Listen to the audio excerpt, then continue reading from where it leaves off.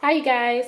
It's Brittany with Eating Elephants, and I'm just relaxing on my couch. And I'm just going to do a quick update because I need to do one. It's been so long. It's cycle day 12 now, and I haven't updated since cycle day 1. And so, yes, that means that day that I posted that last update on Mother's Day, I did start my period later that day. And it was a bad one. It was a really bad period. But anyway, that means I had a 30-day cycle, which is not normal for me. My period sits somewhere between 27 and 29. For a long time, it was sitting at 27, and now it's kind of sitting at 29. And then I had a 30-day cycle, so I'm really hoping that my cycles aren't just gonna get longer and longer and longer because of PCOS. I really hope that's not it, and that this is just a weird cycle where it's just longer than the others, and I'm gonna go back to 27 to 29. My period was ruthless. I usually wear a menstrual cup. Not usually. I wear the menstrual cup maybe like 50 to 60% of the time. But this cycle, I didn't wear it at all. I wore pads, the huge purple packaged pads that are like a foot long and like this big. I have to wear 2 of those. Because if I don't, I will leak. And I still leak sometimes with 2. My periods are excruciatingly painful and heavy. The reason I didn't wear my menstrual cup is because my cervix was so tender and so painful that I didn't want anything touching it. I was bleeding so heavy. At some point, I just sat in the shower and let myself bleed. It was so bad. I had to sit on the toilet and push out clots sometimes. And I have to do that often. It's terrible, and there's nothing I can do about it but take birth control. And I tried that, and birth control was terrible to my body. So, anyway, I got off on a little bit of a tangent. It's cycle day 12 right now, and nothing really. I don't really have anything to say because I haven't taken any OPKs.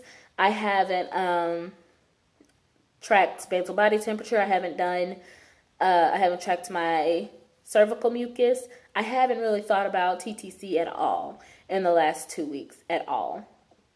And that's what I needed. That's what my gut is telling me to do. And I follow my gut when it comes to stuff like this because I don't want to become obsessive, and I don't want to, for it to rule my life, really. And I have great news that I'm going to touch on here, but I'm going to make a completely separate video for. I rededicated myself to Christ this Sunday, and I think my brain really needed to be there these last couple weeks. And that's why I really haven't thought about TTC. And in church one day, I asked the Lord to really refocus my brain, to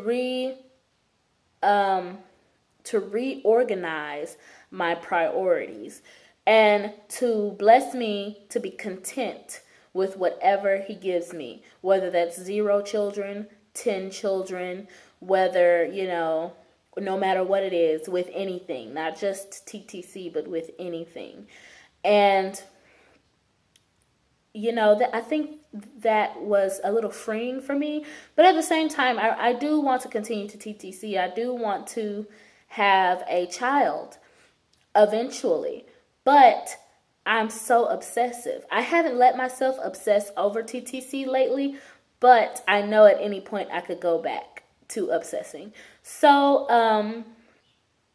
I say all of that to say my gut told me to step back this cycle, and that's what I did. And I do what my gut tells me, because I'm saying my gut, but it's really the Holy Spirit. And if you're not religious, I'm really sorry. Well, I guess I'm really not sorry. I don't know. I am sorry. If you're not religious, and I do talk about God a lot in my videos because he is a huge part of my life. So if you're not, if you can't get jiggy with that, you can discontinue my videos. But I really hope you do stay, because I'm not a minister or anything.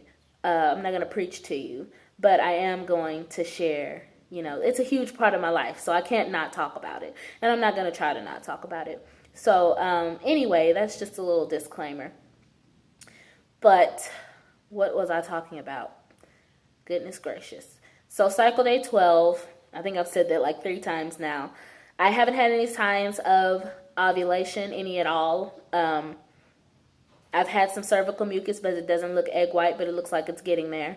So my husband and I have only baby danced once since my period. So yeah, we need to get on board with that. And it's because my vagina is sensitive. It's tender. Okay, we're gonna get a little down and dirty here. So we're all adults. But my favorite thing ever is for him to, he knows where my G-spot is. And, well, I don't think he actually knows that that's my G-spot that he's getting to. But he knows that when he does that, when he gets to that spot, it feels good. But I don't think he's made the connection that that's my G-spot.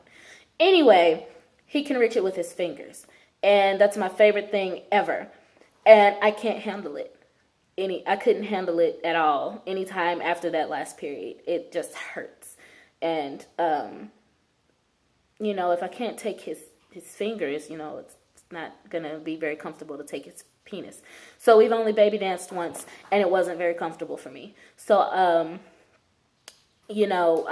I've given her down there a rest, and, we're going to get back on the baby dancing train here very soon so that we won't miss my fertile window, which should start, my fertile window should start in the next couple days.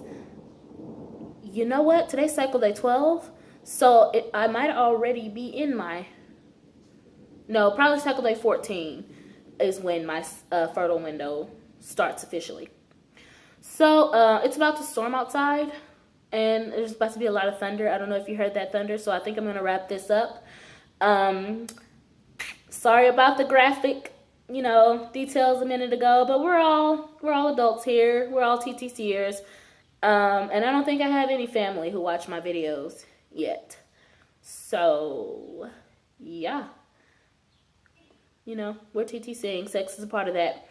So, I don't know what else to say. How do you eat an elephant? One bite at a time. Bye-bye.